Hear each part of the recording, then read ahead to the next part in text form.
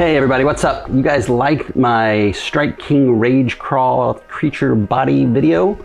And J-Hook Fishing asked if I could do the claw now. So I'm gonna show you how to do that, and we're gonna talk a little bit about the patent.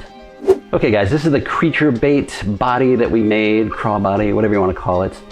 What's the difference between a creature bait and a crawl body? I'm not sure. I don't know, it's an interesting question. We're gonna add some claws to it in the Rage Crawl style. Now, I think before we get started, I'll actually jump into the patent part. The Rage Tail slash Claw slash whatever is covered under a US patent. That patent number is right here. It's very long. I'll have a link to it in the description if you want to run through it. And really, it's kind of a crazy patent, right? And I'm not a patent attorney. This is not legal advice in any way, shape, or form. But if you try to exactly duplicate any of the Rage Tail slash Claw slash whatever, you are gonna potentially run into some trouble with Strike King. One interesting note on this patent is it does expire in 2026. So just in a few years from now, you're gonna be able to do all the Rage Crawls you want in their style. But for right now, it is covered under a patent. Now, I've seen a few other lure companies with very similar style claws and tails. The most strikingly similar is the Guggen Squad, right? And I think I know how they're getting around this patent. If you look at the Rage Crawl and the Bandito bug, you'll notice they have two ridges, and the ridges go past the actual tail section, the flat part of the claw or the flap or whatever you want to call it, right? Again, not a lawyer, don't know if it's true or not, but I'm pretty sure that is how they're getting around it. Also, you'll notice that the ridges do not match up with the back of the lure. There's an extra little flap back there. And again, from my layman's reading of the patent, I believe those are kind of the 2 or 3 key issues: not being parallel to the back, extending past the tail, and there being 2 of them that are kind of skirting around this patent. Now, they might have a license with Strike King we don't know about or anything like that. So proceed at your own risk, but I'm pretty confident that Bill in his garage says it doesn't infringe. Before you invest like millions of dollars in something, contact an attorney. Now, the other interesting thing I'll note is if you look at their patent application, there was a lawsuit filed against them from Reaction Innovations. So reading the lawsuit, it looked like Strike King claimed that Reaction Innovations was violating one of their patents. Reaction Innovations came back and said, screw you, dude, or not. And that case was ultimately, says it was dismissed with prejudice by both parties, which I believe means that they've kind of settled out of court. Now, my limited experience in the patent space, I have 3 patents myself in the technology field, is that usually means that they came to some sort of agreement, maybe a cross-licensing agreement where they just decided to not sue each other.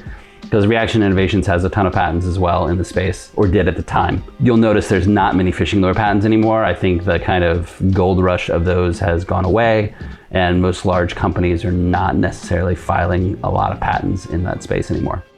Okay, so we're gonna do a design that I think maybe possibly skirts the patent, at least my layman interpretation of it.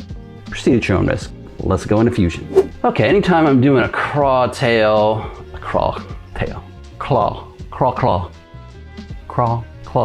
yeah. What I like to do is, of course, we want to start with a sketch, and I put a center line in here. I just want to get a construction line, go all the way up. How long you make it is totally up to you, bro. For what we're discussing here, not terribly important. So that keeps everything nice and centered, so when we go to mirror things later, it matches up. I'm going to do the outside edge of the claw first. So get a general idea where that is. We can adjust it later, of course. Turn off the body. I think I'm gonna come in right here for the outside edge. Oops, I don't want construction line. Turn that off. And I want it to kind of intersect up here, by the way. That's kind of like the top distance of my claw. And each of these is 5 millimeters. So let's go out, I don't know, what is that, 16? Come back in. We don't want to go all the way to the middle. Click the check mark. And then we can adjust these accordingly. Let's put a little bit bigger roundness in the back there. All right, then we're gonna come in again come up. This is gonna be, you know, kind of how wide it is. A lot of this stuff is gonna get chewed up by the body. Again, I don't generally get too picky at this point. You wanna get it close, but you know, it's not the end of the world. If it's not, because we can just come in here and move stuff around, right? If we want a fatter bottom section, and you know, I'm clicking on the line and then you click on these handles here and you move it around. And so the longer it is, the longer this plane right here impacts the curve, right? So if I make this really long, you see it gets really flat. If I make it really short, it has more curve. And you of course can move their position until you lock them in. All right, not gonna spend much time on that. That looks pretty good. Okay, so now comes the actual moneymaker here. What we want to do is create an offset sketch. And I just usually do the whole thing. And we come in, I don't know, man, just, you know, guess something. Oh, we want it to be negative because we want it to go inside.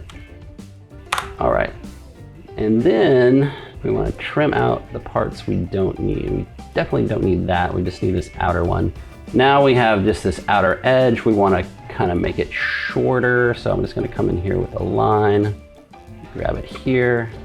It doesn't really matter because that just kind of, what this line does is just kind of segments off this so I can trim it easier, right? And I can trim my line. I don't know if there's an easier way to do that. There might be, but I don't know. All right, and then we're gonna use the Guggen technique and we're going to extend this curve out. So grab a curve, come in here, and we'll go past here like that, okay? So that'll bring it out a little bit past the edge of that, right? And let's just move that in there. Give me a little more room. Okay, and that's it. Of course, you can do all kind of cool things in here, you know, like one of the things I like to do is, you know, maybe put some circle holes in there. Control C, Control V for copy paste, kind of move them around. You know, if you were cool, you would draw a line and do like a pattern on a path, but we're just messing around today. All right, yeah, that looks good. Click on OK and finish sketch, right? You could spend friggin' hours in there, dude, and do all kinds of crazy stuff. All right, so now we want to hit the extrude key, E, on the keyboard, or this little button, magical growing cube up here. I hit E, and we want to extrude, and we want, oh, no, we screwed up, sorry. Let's go back. Forgot one important thing, edit sketch. We need to close up this section in the bottom. So just get a line, boom, boom, and you'll know it's closed when that all turns blue. The perils of recording and doing stuff real time. Okay. Back to extrude, we're gonna click this and you'll see my circles are not selected, so they're gonna be holes. And we wanna do symmetric, and this distance is gonna be doubled for how thick it is. And this is kind of just gut feel. You know, the thicker it is, the less action it will have. You can't get it too thin or it becomes very brittle and difficult to inject. So, you know, my magic number these days is like 1.3-ish, which will end up being 2.6 millimeters is what we're working in here. It's symmetric, so it's gonna go both ways, right? So we got 1.6 up and 1.6 down. All right, and just click new body is what we want and click OK. So now we have kind of a stupid looking tail. Now here is where the magic sauce happens. Turn that sketch back on. We wanna hit the E key for extrude. Then we want to use thin extrude, just like we did in the last video. It's super helpful. And it's going to ask you to select, it says profiles, but really in this case it's curves. We're going to select that curve. And for distance, remember we went up here 1.6 millimeters. So this line is on the same exact start in the middle of this tail. That was very confusing. This line is in the exact center vertically of this tail section. So we have to make it at least longer than 1.6 millimeters or it's not gonna get out of the tail. And that's the distance parameter here. So let's just make it, I don't know, 3.5, right? You'll see it pops up and out there. It's cutting, which we don't want, but we'll get to that in a second. Wall thickness is how thick this is. So 1 millimeter is a little thin, especially if you're gonna go machine it, you know, it's gonna be kind of a pain in the rear. So let's make it, I don't know, let's just make it 2.1, because why not, bro? And now you'll see, boom, you got that going. So let's talk about sides. So side 1 is to the left, side 2 is to the right, or you can just go straight down the center of this line. In this case, doesn't really matter. We're not parallel to that back edge, so I think we're getting around that particular pattern provision. So, you know, whatever you want to do. And we want a new body, okay? And there is the ridge. And click OK. Now, if you were to go and try to inject this as is, you're going to end up with a few issues around air pockets. Especially right here, this corner, it's probably not going to get filled because the plastisol is going to come in here, try to push. It's going to get trapped right in there. And then especially over here, as all this plastisol pushes, it's going to go in and it's going to dead end into this corner. And the angular nature of this is going to cause some issues. So the reason we did a new body on this thing instead of joining it yet is because we need to add some fillets. So I'm going to hit the F key. You could also click the fillet button up here. We're going to click this edge, maybe. Oh no, I have rule fillet on. Fillet. Make sure your fillet over here. Click this edge and click this edge. You can type in numbers. I usually just like to drag because we want it to basically get to the point over here where we don't have any more harsh angles. Right here, we want this to not be 90 degrees straight up, right? So if you kind of envision in the back of your head what this will look like, you know, this blue line right here is actually where the split in the mold will be. We'll have ventilation, a vent line running all around this split. And so as the plastisol flows back in here, it's going to push up the air and there'll be a vent right here and they'll pop it right out. So it's not gonna get stuck up in that corner. And obviously over here, we have the same thing, right? We have a nice flow. So click OK. And that is pretty much it for the design. Obviously, you can go crazy. Actually, let's open back up our fillet and we're gonna add some more. We're gonna fillet all these bad boys to make them look cool. Fillets really help with the molding process. We'll do 1 millimeter. Help things flow better and just make it easier to machine, you know, if you're gonna get this machine. And let's add fillets to these edges here as well. And can we make that 1? Oh, we can, okay. All right, so now we have nice goodness there. Okay, so now at this point you can make a decision whether you just want the ridge to be on the top only, which we've done so far, or you want it to be on the top and the bottom. So if I want it on the top and the bottom, I will just create a mirror.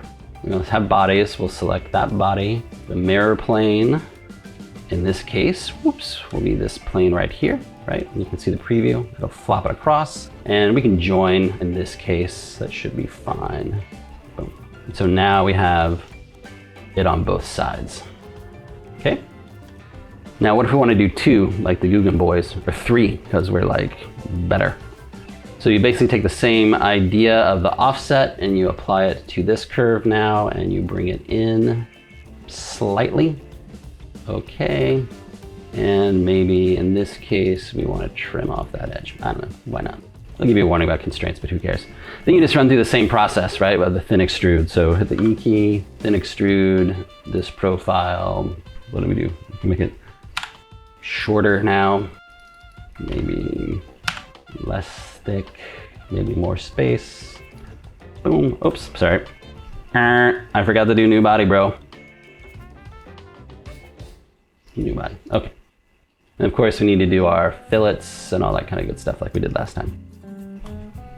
And so by doing a new body here instead of a join, it makes these fillets easier to do and you won't end up with like a lot of issues with weird merging faces and things like that. Okay, so now we've totally ripped off the Guggen boys. Not like they haven't ripped off other people, right? Right?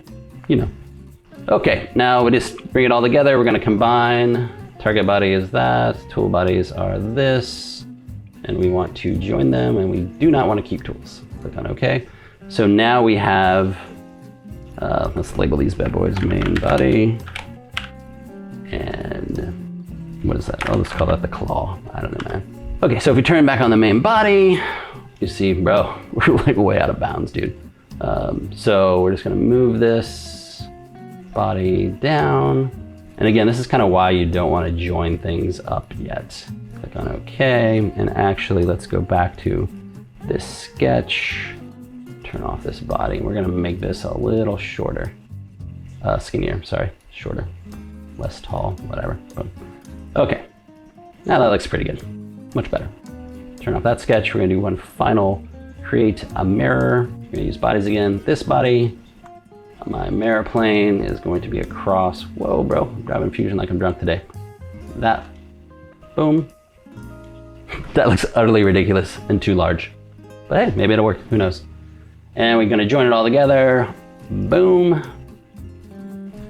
So now the claws are still one claw, and then we're gonna ultimately combine the main body with the claws, and we are done. Now you just put it into your mold and go to town.